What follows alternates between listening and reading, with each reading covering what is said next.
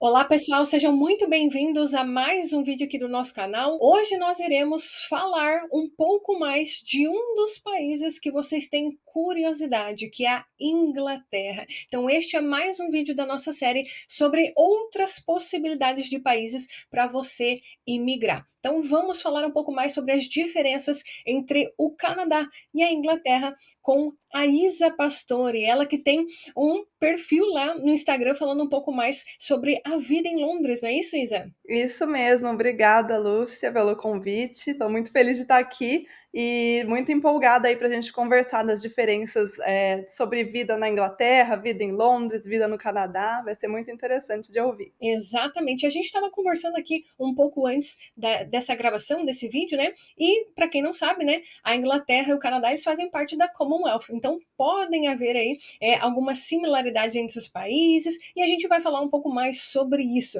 Separamos aqui 6 tópicos importantes e já vamos começar a falar sobre a saúde. Como que você enxerga e como funciona, né, o sistema de saúde em Londres? Olha, o sistema de saúde aqui, ele é bem diferente do que no Brasil, na minha opinião. É o sistema público de saúde. A maneira que funciona é você se cadastra com o seu médico local, o seu médico do bairro, que é chamado GP. Você se cadastra com esse médico e qualquer coisa que você precise relacionado à saúde, você passa por esse médico primeiro, né? Então é um médico geral, você vai lá, passa pelo atendimento e aí, se for necessário, esse médico vai te encaminhar para um especialista, né? Dependendo aí dos seus sintomas. Eu, particularmente, o sistema de saúde aqui, ele divide opiniões. Eu, particularmente, já passei por uma fase que eu odiava o sistema de saúde aqui. Agora eu tô numa fase que eu acho que é bom, muito bom mesmo. E eu vou explicar o porquê. Eu acho assim, no Brasil a gente está acostumado a fazer muito exame preventivo, vai no médico toda hora, pelo menos é a minha experiência, né? Ia bastante no médico e tudo mais. E aqui não, eles só vão te receitar um remédio se você realmente estiver precisando daquele remédio. Um caso recente que aconteceu comigo, no Brasil, eu costumava ter muita amidalite, muita dor de garganta e precisava tomar antibiótico muito frequentemente mesmo, sabe? E aí aqui eu tenho muito pouca. E recentemente eu tive uma dor de garganta bem forte que eu tinha certeza absoluta que era amidalite. Fui no meu médico local, perdi minha voz até, fui nesse GP. Chegando lá, fiz a consulta, contei os sintomas, tudo já estava esperando que ia ser passado o antibiótico. E eles falaram: não precisa de antibiótico. Se não melhorar em 2 dias, porque é o ciclo do vírus, enfim, até chegar no dia tal, pelo que você me contou, a sua dor de garganta começou no dia tal. Se chegar no dia X e não tiver passado, aí sim você volta aqui, a gente te dá antibiótico. E dito e feito, chegou naquele dia, passou o meu sintoma. E eu sarei e não precisei tomar remédio. Então, assim, eu vejo que essa é a maior diferença. Eles não receitam muitos remédios, é só mesmo em caso de necessidade, mas eu vejo assim que se você precisa de um tratamento, você vai ser atendido e você vai ter aquele tratamento. Essa é a maior diferença. Claro, tem os hospitais, se você tem alguma emergência, tudo, você pode ir até o hospital, mas no geral é assim que funciona. E tem os planos de saúde também, mas mesmo para você usar o seu plano de saúde, você precisa passar por esse médico geral antes. Perfeito, e é exatamente assim aqui no Canadá também. A gente só chama o médico como médico de família, né? É o médico de família, o family doctor. Porém, contudo, entretanto, todavia, né, neste momento, nós estamos com falta de médicos no Canadá, então não é todo mundo que tem um médico de família, mas se a gente for olhar, o sistema é exatamente assim que funciona.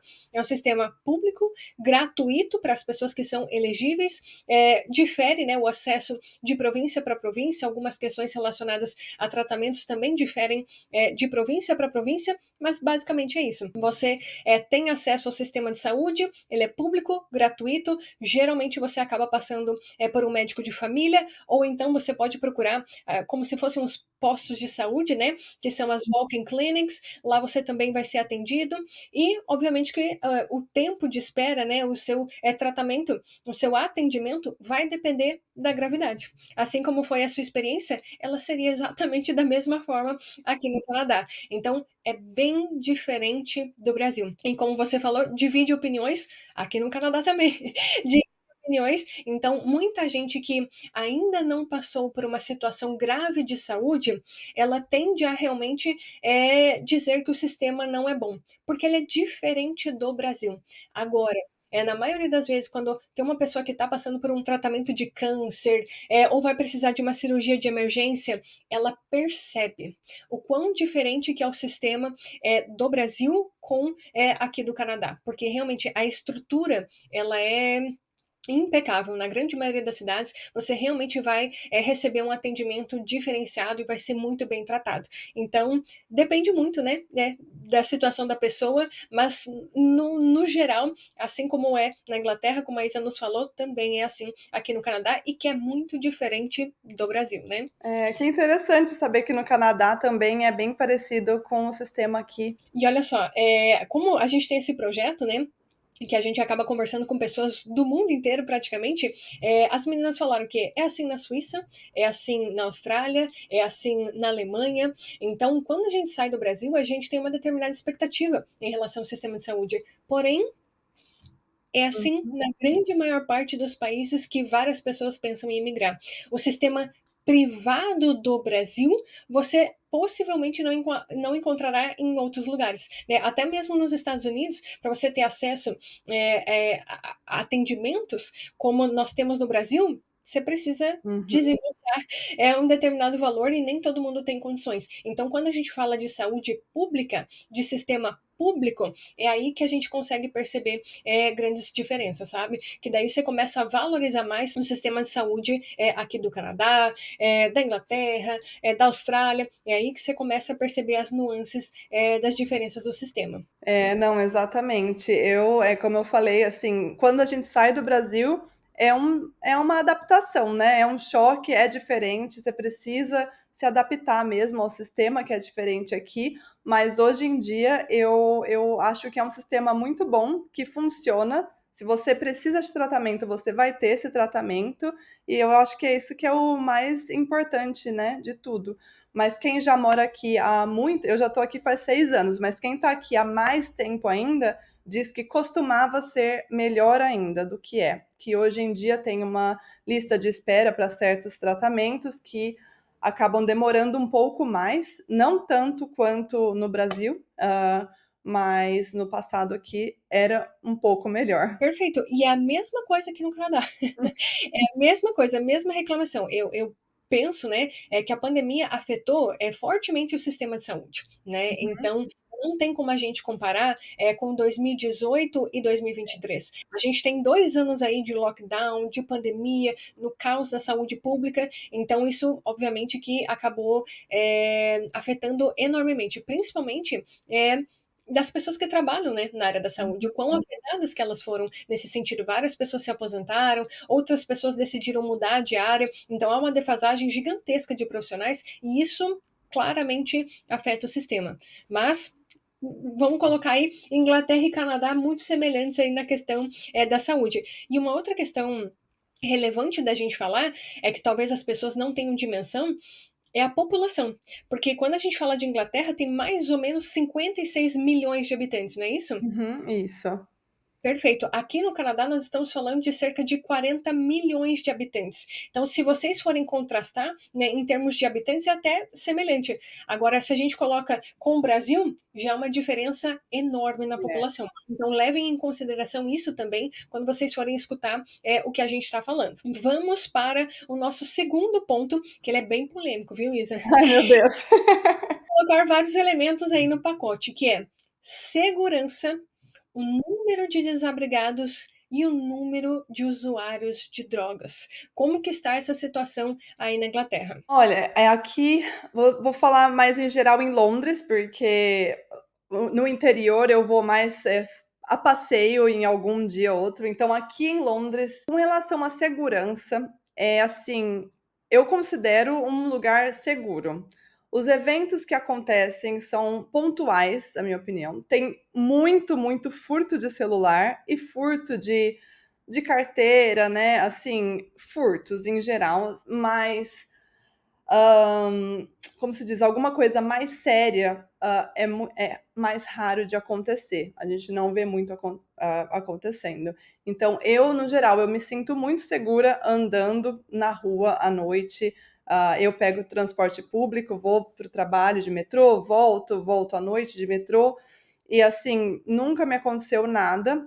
É como eu falei, é mais mesmo o furto de celular, que assim, qualquer coisa que você vai pesquisar de Londres e segurança vai te falar, cuidado com o seu celular, porque as pessoas passam de. Tem até vários vídeos na internet com pessoas na bicicleta e moto, passa e pega seu celular e leva, é assim que acontece. Mas, no geral, é segura. Tem os bairros mais afastados que são um pouco mais perigosos, mas nada, mas não é um nível de, o nível de segurança é muito bom no geral.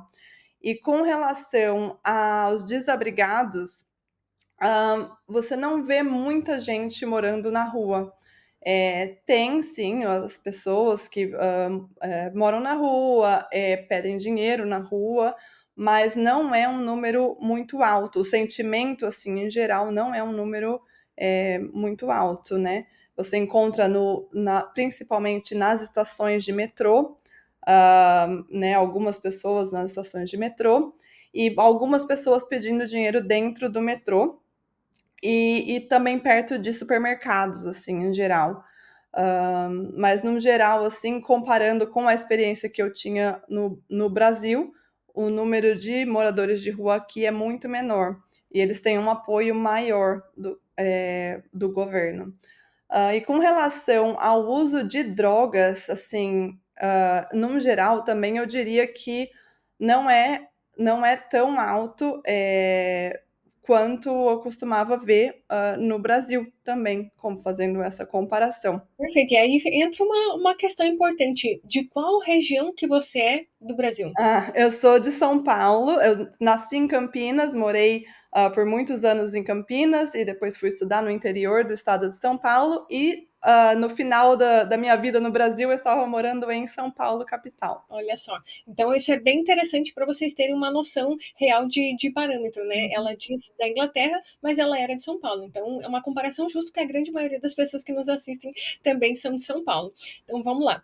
A questão da segurança dos desabrigados e usuários de drogas, ela é bem delicada, especialmente em relação após a pandemia, tá? Então, aqui no Canadá, a gente quando você escuta falar do Canadá, você escuta falar, nossa, é um país seguro, não acontece nada lá, acostumado as pessoas a falarem sorry para tudo, que todo mundo tem essa visão do canadense e do Canadá. Porém, isso tem mudado significativamente. Então, o número dos desabrigados aumentou significativamente. Você vê tendas, sabe aquelas tendas, cabanas que as pessoas fazem?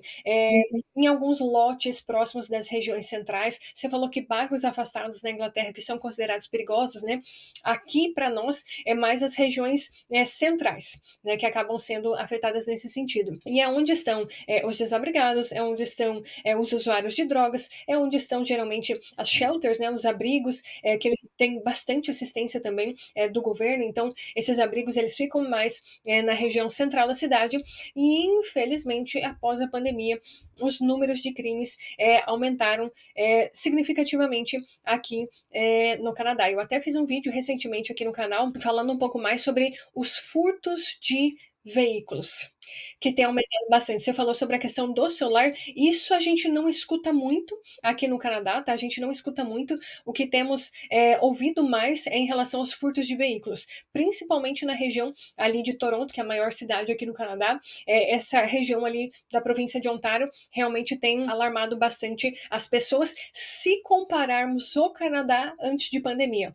Agora, se a gente fizer a comparação com o Brasil, Aí realmente a gente pensa, por mais que os números estejam aumentando no Canadá, se a gente comparar com o Brasil, o nosso patamar de segurança ele é inacreditável. As casas aqui elas não têm muros, algumas pessoas estão começando a colocar câmeras de segurança nas casas, situações de break and enter, né, que é invasões a domicílio, infelizmente elas aumentaram um pouco mais, mas nem sequer se compara em relação ao Brasil. Então, se a gente comparar o Canadá antes e depois da pandemia, sim, tem aumentado os números de crimes. Mas se a gente comparar com o Brasil e o Canadá, nós estamos ainda falando de um país extremamente seguro. Agora que você tocou nesse assunto das casas, aqui também, as casas, a grande maioria não tem muro, né? Então aqui eu nem sei se vocês conseguem ver a minha janela na câmera, mas já dá na rua ali, e assim a maioria das casas são assim.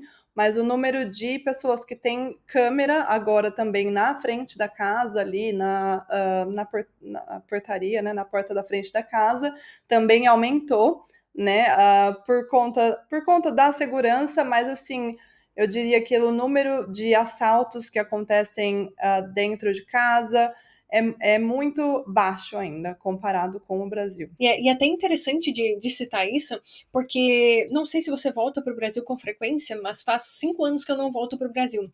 Então, eu conheço o Brasil antes da pandemia. Eu Uhum. não conheço o Brasil depois da pandemia. Eu até trago essa reflexão para as pessoas que estão nos ouvindo, né? Como que está o Brasil hoje, na sua visão? Recentemente eu recebi um grupo de turistas aqui na minha cidade. Eu moro na capital do Canadá e eles eram de Fortaleza. E eles estavam comentando comigo, falaram assim: olha, menina, o Brasil tá terrível, né? As facções lá dominaram as cidades. E eu falei assim: meu Deus do céu, é só de ouvir as pessoas falando isso, aí você se dá conta que É, por mais que os crimes estejam aumentando aqui no Canadá, sequer se compara com uma cidade como Fortaleza, no Brasil, né? Então, isso que eu tento comentar com as pessoas, porque às vezes aparecem vídeos sensacionalistas no YouTube falando: uma casa foi invadida, né? Furtos aumentando no Canadá, roubos aumentando no Canadá. Porém, contudo, talvez, dependendo de qual Brasil que você está saindo, qual que é a sua realidade no Brasil, mesmo que isso esteja acontecendo no Canadá, ainda é incomparável, né? é Essa questão da verdade. segurança. Não, é verdade. Então vamos lá, vamos para o nosso terceiro ponto, que são empregos e salários. Como que você enxerga a questão da empregabilidade, principalmente para recém-chegados? Será que é fácil uma pessoa que está saindo do Brasil conseguir um emprego na Inglaterra? Olha, num geral, sim. Vou dizer, em Londres, sim, tem muito emprego aqui em Londres, só que aqui tem a questão do visto, que talvez a gente vá falar um pouquinho mais para frente também. Mas assim, vamos considerar uma pessoa que chega aqui com um visto que permite trabalhar. É, eu acho assim, é fácil sim conseguir um emprego. Tem muito emprego, muito emprego em várias áreas diferentes, mas de repente o primeiro emprego que você vai tentar aplicar, dependendo da área, ele vai te pedir uma experiência já aqui em Londres, né? Ou uma experiência internacional. Então, tem alguns quesitos aí para pensar um pouquinho na questão de emprego. Um é a língua, né? Aqui a gente fala inglês, e sem o inglês fica mais limitado, né? Os empregos que você pode aplicar aí ficam mais limitados. Mas mesmo sem o inglês, tem muito emprego disponível para trabalhar aqui. Então, por exemplo, em cozinha de restaurante, há empregos que não requerem interação com o cliente, né? E fora também nas empresas brasileiras, né? Que você pode também encontrar. Mas, no geral, aqui tem muito emprego. Se você fala inglês e não se importa de dar um passo para trás na sua carreira para depois dar 10 para frente, tem emprego de sobra mesmo. Eu particularmente acho um lugar muito bom em várias áreas diferentes para ter empregos sensacionais, assim, com salários muito bons. Perfeito. Aqui no Canadá, a gente também tem algumas listas de profissões em demanda. Ah, Então, sempre pessoa, ela trabalha em uma área em demanda, por exemplo, a área da saúde, enfermeiros. O Canadá está precisando cada vez mais de enfermeiros aqui, cuidadores de idosos, motoristas de caminhão, soldadores, enfim, tem uma lista ali com várias profissões em demanda. Então, se você é um trabalhador de uma dessas listas em demanda, se você tem um nível de inglês interessante, assim como a Isa falou que aqui no Canadá as línguas oficiais são inglês e francês, é um ponto importante se pontuar. Não é toda a região do Canadá que fala inglês e francês, são regiões específicas que falam cada uma das línguas, né? Falando de uma forma geral. Mas se você tem inglês, se você vai para a parte inglesa, isso é importante. Se você tem o francês, que vai para a parte francesa, isso também é importante. Você ter o conhecimento da língua vai te abrir inúmeras portas, além de você trabalhar em uma área que está em demanda. Agora, se você é um trabalhador que não é de uma das áreas em demanda, talvez a sua entrada seja um pouco mais difícil. Aí você fazer networking, contato com pessoas que já moram aqui, você já ter uma experiência internacional de forma voluntária, talvez aí de forma online, isso possa te abrir várias portas para quando você chegar no Canadá, você conseguir o emprego de uma forma mais fácil, né? E não precisar necessariamente trabalhar em empregos que te paguem o salário mínimo. Com certeza. E foi assim que eu consegui o meu primeiro emprego na área aqui em Londres, na verdade. Eu fui em um evento, ia ter um workshop, fui. Nesse evento usei como networking mesmo para conhecer o máximo de gente que eu pude, né, naquele dia. Conversei com um monte de gente e dentre uma dessas pessoas que eu conversei, tinha uma pessoa específica que no final depois me conectei pelo LinkedIn com todo mundo que eu conversei, conectei no LinkedIn, depois, né, fiz o follow-up ali, conversei com todo mundo, mantive o contato e uns 2 meses depois abriu uma vaga na empresa de uma das pessoas que eu conversei e ela veio falar comigo que essa vaga ia abrir, se eu tinha interesse de aplicar, que ela poderia encaminhar o meu currículo para o RH. Então foi assim que eu acabei começando a minha carreira oficial, vamos dizer assim, aqui em Londres. Olha só que interessante. E essa é uma tecla que a gente bate assim com muita força aqui no canal, que é a questão do networking. Muita gente fala que no Brasil, se você não tiver QI, né, o que indica, você não tem nada no Brasil. Meu amigo, espera você chegar no exterior para você ver o que é o QI de verdade. Networking é dinheiro. Networking é a chave que abre inúmeras portas para a pessoa. Às vezes até uma oportunidade de imigração. Então, quem ainda não começou aí a aumentar a rede de contatos, essa é a principal dica que eu posso dar, porque isso vai te ajudar enormemente no exterior, enormemente. Com certeza, assino embaixo. E uma outra coisa interessante com relação a empregos aqui, que eu senti, pode ser que hoje em dia tenha mudado, como você falou, já faz tempo também que eu não volto para o Brasil, mas quando eu saí do Brasil, a gente não tinha o costume lá de usar tanto o LinkedIn quanto eles têm aqui. Aqui é LinkedIn para tudo.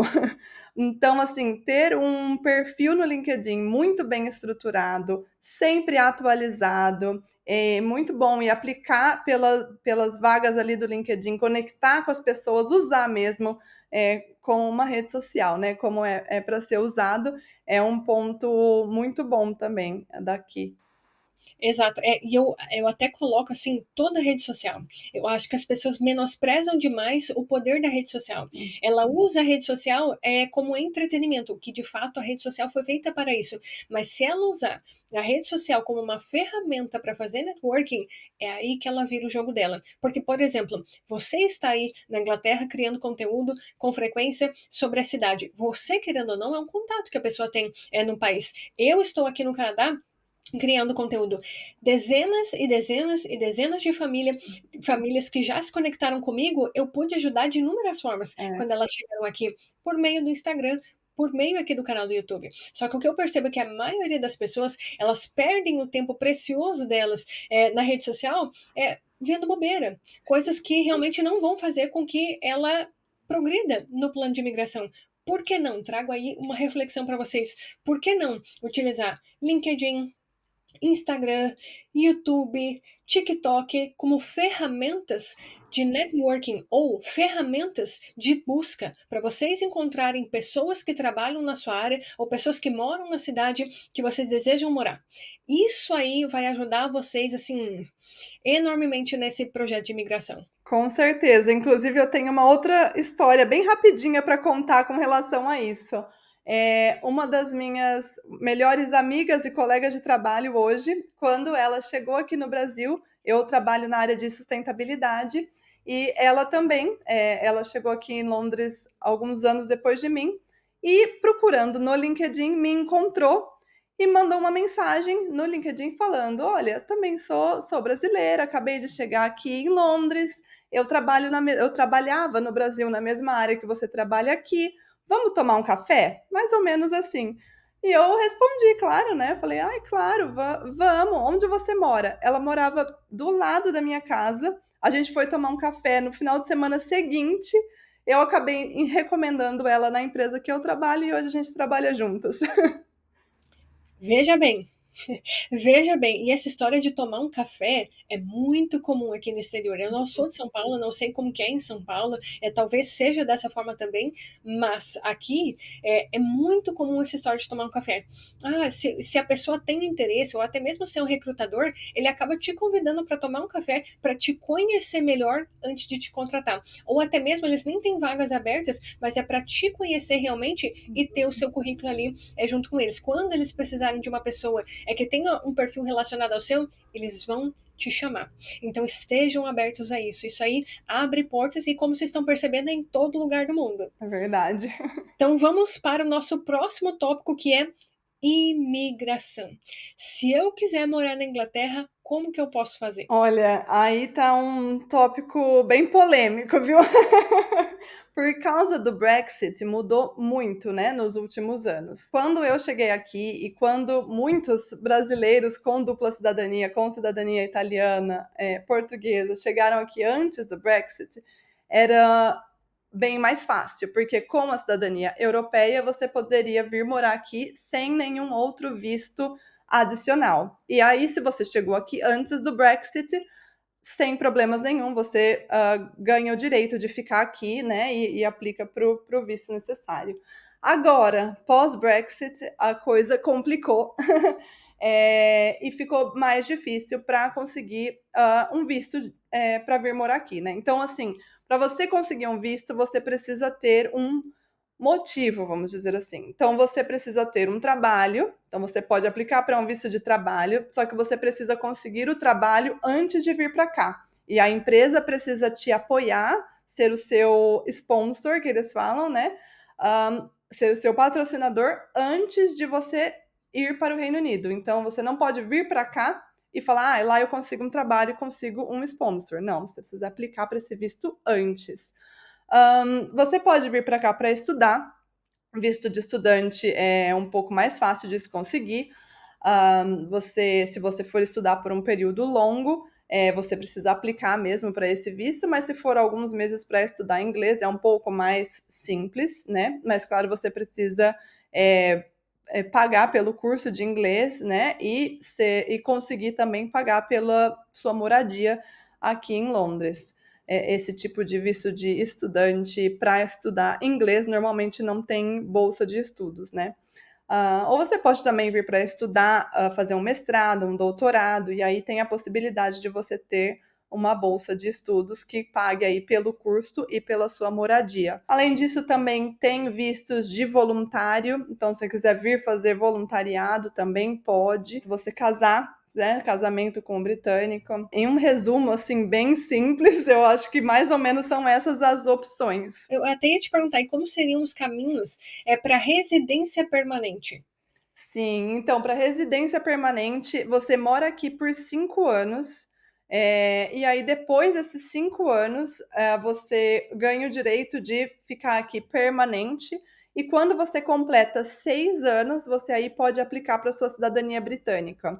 Então aí, para a cidadania britânica, você precisa passar por um teste de inglês, um teste de, história, né, sobre a cultura britânica, e aí passando nesse teste, você pode tirar, também tem um custo associado com isso, se eu não me engano, é em torno de 2.000 libras. E aí você pode tirar a cidadania britânica. Minha gente, em termos de imigração, tudo é dinheiro. Tudo é dinheiro. Já coloca isso aí na sua cabeça. Você só vai parar de pagar sobre imigração no dia que você tiver o seu passaporte. Esse é o fim do pagamento. Aqui no Canadá, nós também temos várias vias, inclusive tem mais de 80 vias para você conseguir chegar aqui, ter um caminho para se tornar cidadão algum dia, né? As mais conhecidas são realmente essas que você citou, que é por meio de trabalho ou por meio de estudos.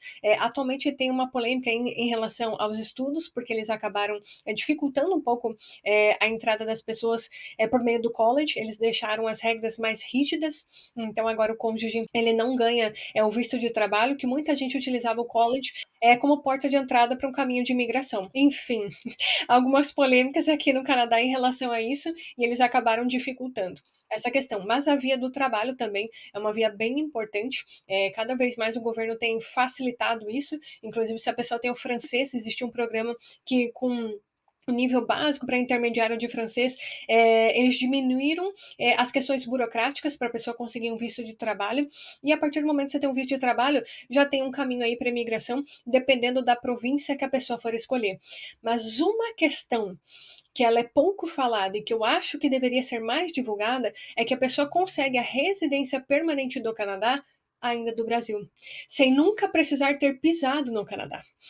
Então você falou aí da Inglaterra, que tem que morar 5 anos na Inglaterra para conseguir a residência permanente. Aqui no Canadá, você não precisa nem ter morado aqui, sequer pisado aqui, sequer ter visitado o país, e você consegue a residência permanente do Brasil.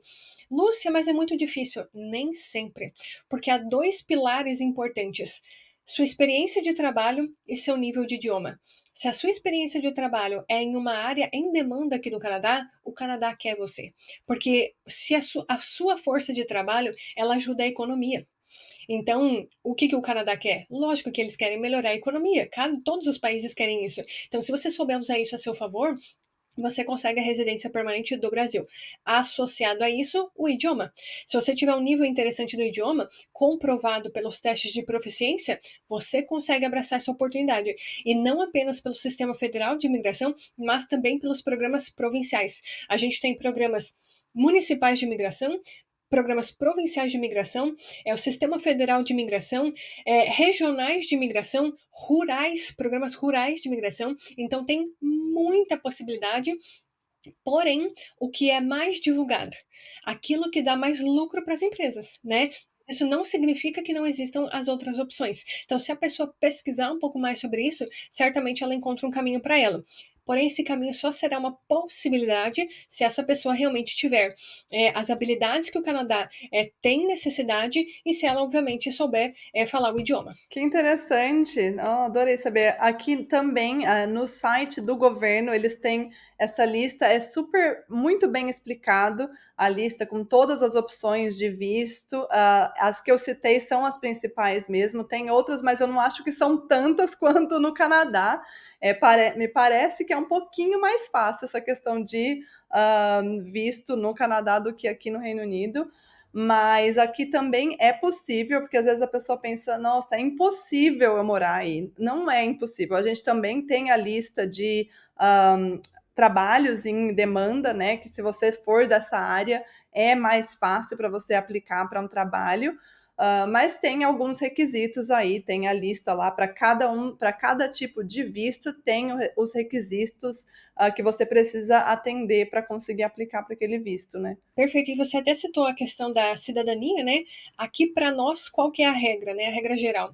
Se você conseguiu a residência permanente e nunca morou no Canadá, se você conseguiu, por exemplo, do Brasil, você precisa morar 3 anos aqui, né? Esperar 3 anos para conseguir aplicar para a cidadania. Agora, se você já morava no Canadá como residente temporário, como estudante, como trabalhador, até mesmo o seu tempo como turista, eles contam para você conseguir diminuir o seu tempo de espera para a cidadania. Então, dependendo aí da situação da pessoa, ela poderia esperar só 2 anos e aplicar para a cidadania. Esse vai ser o meu caso. Eu já morei no Canadá como trabalhadora, né? Aí agora eu tenho que esperar só 2 anos para conseguir a minha cidadania. Que interessante. E vamos falar sobre o nosso último tópico, que ele é um tópico bem polêmico, deixei por último intencionalmente, que é a questão do clima. Como que é o clima aí no Reino Unido? O clima, eu acho que é o assunto mais falado aqui na Inglaterra. Sabe aqueles memes, assim, que as pessoas aqui na Inglaterra só falam sobre o clima? É bem real mesmo, a gente fala sobre o clima toda hora. Porque o clima aqui é bem instável, vamos dizer assim. No geral, é, é frio, né? Bem mais frio do que no Brasil, mas não chega a ser tão frio a ponto de que neva muito, né? A gente tem aí os meses de inverno, aí no final do ano, que fica frio, fica úmido, mas não necessariamente significa que vai nevar, né? Fica aí em torno da temperatura aí 0 graus, vamos dizer, 0 a 5 graus. Claro que depende de onde você está na Inglaterra, né? Eu estou em Londres, mas quem está lá no norte da Inglaterra tem fica muito mais frio do que aqui em Londres. E o verão, ele não fica tão. Ele faz um mês de calor forte. O restante fica um calor ameno, né? Não fica assim um super calor, um super verão que nem a gente tem no Brasil. E interessante falar também que durante o inverno, o sol se põe muito, o sol nasce muito tarde e se põe muito cedo. Então, o dia fica curto. E isso é uma coisa que pode causar muitos problemas para a gente, assim, por falta de vitamina D, não só no inverno, durante o ano todo, porque aqui não faz muito sol. Hoje, inclusive, eu não sei da onde que veio esse sol aqui que está fazendo atrás de mim, mas falta de vitamina D é um problema que, no geral, para a população. Então, a grande maioria das pessoas tomam suplementação para vitamina D. No inverno fica escuro mesmo, o sol se põe umas 4 horas e ele nasce às 8 da manhã, 9 às vezes. E se você estiver no norte ainda, a duração do dia aí ainda é menor. E no verão é o contrário, né? O sol nasce bem cedo, então 5 da manhã já está bem claro, 4h30, 5, e ele vai se pôr aí 10 horas da noite, 10 horas da noite ainda está claro, sabe? Então tem essa grande diferença no Brasil, mas eu acho assim que o que causa mais polêmica é que não fica frio por muito tempo, né? Por muitos meses a gente sente que tá friozinho, você não pode sair sem uma jaqueta. Nunca, praticamente.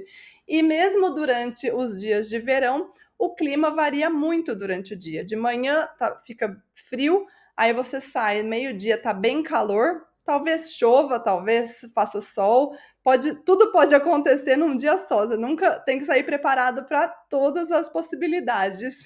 Boa. E eu até costumo brincar com o pessoal, aproveitem o clima do Brasil, né? Esse clima tropical, pode aproveitar enquanto você mora aí, porque você saiu dali, meu amigo, se você vier Estados Unidos, dependendo ali da área, Canadá, Europa, nossa, essa questão do clima você consegue compreender muito mais quando as pessoas falam sobre seasonal depression, quando você tem uma depressão sazonal, vamos assim por dizer. Por quê? Porque o clima ele interfere e muito no humor, na sua produtividade, e é justamente por causa disso que a Isa falou. Os dias eles são mais curtos, ou seja, você não tem tanta incidência solar. Os seus níveis de vitamina D eles acabam caindo. E se você não faz a suplementação, se você não faz o uso de LED therapy, que é a terapia de LED, das luzes, que essa luz ela acaba imitando a luz solar, né, para você conseguir trazer mais claridade, pode ser que aquela sua baixa produtividade, aquele sentimento que você não está rendendo, que você está triste, isso seja por causa do clima. Então, se você for morar na Europa, se você vier aqui para o Canadá, tenha em mente essa questão do inverno. Não é porque aqui no Canadá a gente tem um frio, né, extremo, que, nossa, é só isso. Não, não é só isso. Tem toda essa questão que a Isa falou também. No Canadá também é assim, tá? Então, bota um plus aí, que é neve e o frio extremo, tá? Só que aqui não é úmido. Você falou que é úmido na Inglaterra, isso me chamou bastante atenção.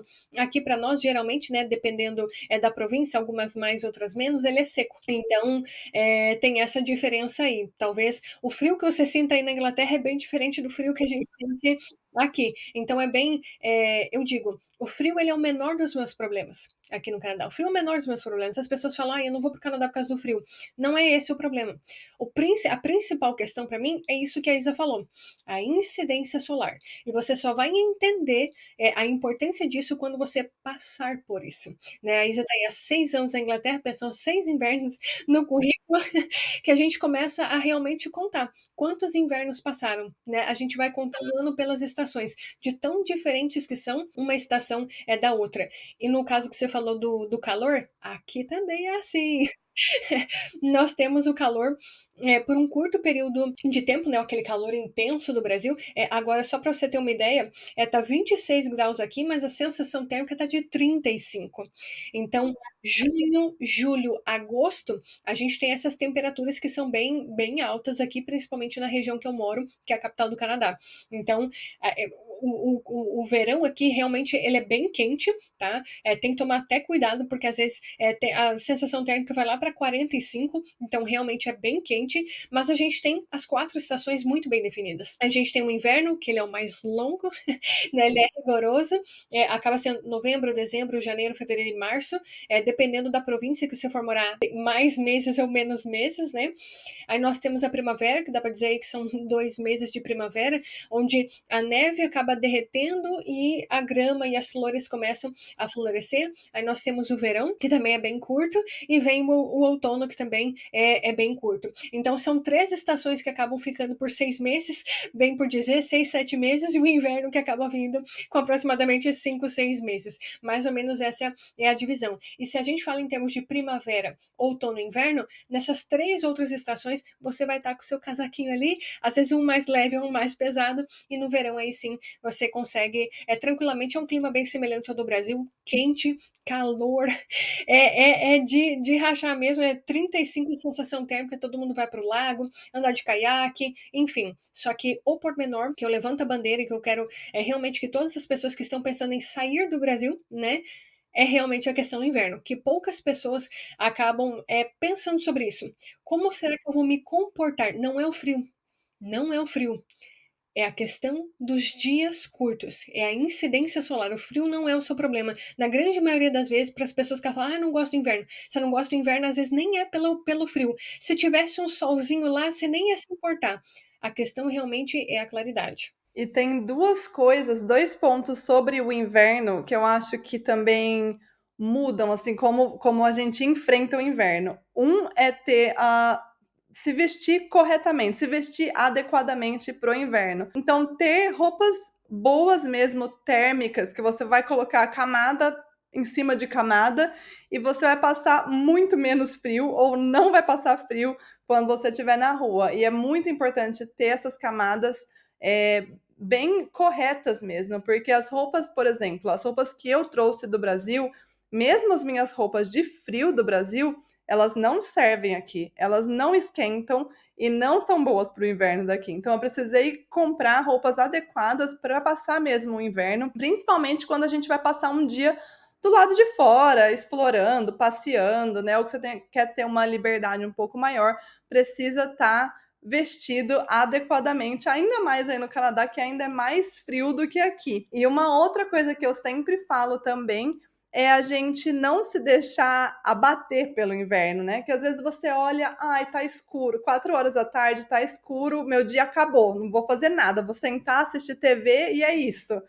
Eu sou assim, eu super apoio a gente ter atividades para fazer, achar coisa que você gosta para fazer, vai no cinema, tem um monte de atividade que você pode fazer, externa, fora da sua casa, que não seja na rua passando frio. Tem muita coisa mesmo para fazer. Sai com os amigos, vai para o pub, vai praticar um esporte num ginásio que é coberto, né? Tem tanta coisa que dá para fazer aqui, eles estão muito preparados para o inverno. Só que a gente às vezes olha na janela, vê a escuridão, vê o frio e acaba não saindo de casa, e isso causa ainda mais depressão. Perfeito, exatamente. Tudo que a Isa falou, em relação à Inglaterra, vale para o Canadá também. Essas dicas são muito úteis se você for para um país, assim como a Inglaterra, como o Canadá, é que tem essas questões. Se escurece mais cedo, não, isso não significa que o seu dia acabou ali, né? Porque se assim for, realmente você vai entrar nessa seasonal depression, você vai achar que você não está rendendo, vai vir a tristeza, você vai achar que o problema é o país e às vezes não é o país, né? O problema é realmente a situação que você se coloca durante essa estação, infelizmente. E eu gostaria de te agradecer, Isa, enormemente por você ter aceito participar dessa nossa série de vídeos sobre outros países. Muito obrigada. Se eu me interessei um pouco mais sobre a Inglaterra, como que eu posso te encontrar nas redes sociais? Bom, primeiro, muito obrigada, Lúcia, pelo convite. Eu adorei participar. E para me encontrar, eu estou no Instagram, @isainlondon. Me segue lá, me manda mensagem que eu sempre respondo todo mundo. Perfeito. Então, se você se interessou um pouco mais pela Inglaterra, você quer conhecer um pouco mais sobre Londres, já siga a Isa nas redes sociais. E se você gostou desse vídeo, não se esqueça de deixar o seu like aqui para nós. Isso nos ajuda, faz com que o YouTube compartilhe o nosso conteúdo cada vez mais por aqui. Se você é novo no nosso canal, seja muito bem-vindo. Se inscreva por aqui, tem um botão aqui embaixo. Clique nele que você estará inscrito aqui no nosso canal e a gente se vê no nosso próximo vídeo. Tchau, tchau, pessoal!